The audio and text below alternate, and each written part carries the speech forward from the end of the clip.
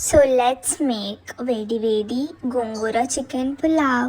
So ఈ రెసిపీకి 2 videos ఉన్నాయన్నమాట. So what's complete recipe.